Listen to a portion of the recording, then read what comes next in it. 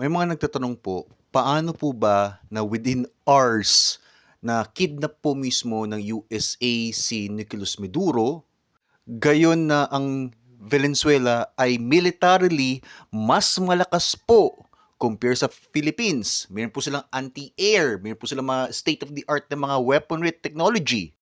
First and foremost, meron pong possibility na nagkaroon ng sabwatan between America and Venezuela. Bali, yung military po nila ay parang katulad po ng bangag na administration na may sabwatan po. Instead of firing back sa mga American ho, ang ginawa po nila is wala po maski isang mga bullets, maski isa pong rocket po as retaliation or counter ho. Ang nagkidnap ho kay President Nicolas Maduro ay ang Delta Force ng Amerika. Ano pong klase po? Kasi mayroon pong mga branch to branch po yan. Ito po ay Night Stalker Delta Force. Nabuo po yan noong 1970s. Isa po yan sa mga Delta Force na pinaka-notorious sa pagkikidnap ng mga ibang sovereign na mga presidente at leaders sa buong mundo.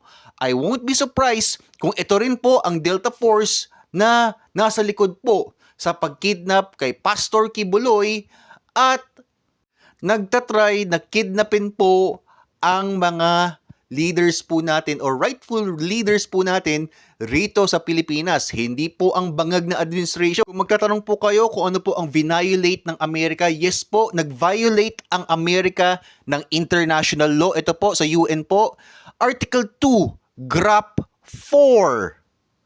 Ito po mismo ay pinagbabawal ang isang bansa na part po ng UN na atakihin ang isang sovereign na bansa, military force. Ang malaking tanong, pwede po ba na maparusahan po ang Amerika sa pag-violate po niya sa Article 2, Paragraph 4? The answer is hindi.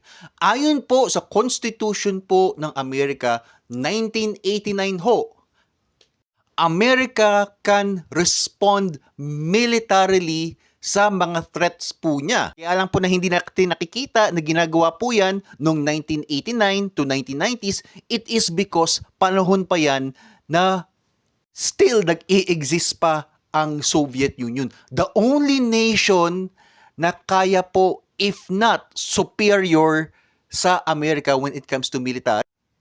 Ang malaking tanong, kaya po ba i-pull off ng Amerika ang ginawa nila kay Maduro sa China at Russia? The answer is hindi ho.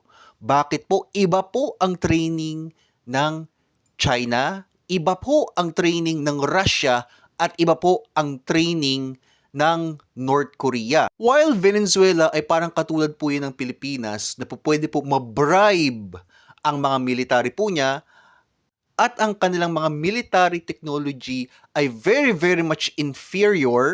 Russia and China, ang military po nila is trained po yan not only for espionage but for loyalty, mass surveillance, at kaya po nilang sabayan ang Delta Force ng Amerika. It took America 9 months bago po nila naplanuhan na kidnapin po si President Nicolas Maduro. For more information guys, please follow nyo po si Kuya Ed TV sa kanyang YouTube page at sa kanyang Facebook page. Also, i-follow nyo po ako sa YouTube page ko po at sa YouTube at sa Facebook ko po guys. Kita-kits po tayo kasi po mamaya po magla-live po si Kuya Ed TV.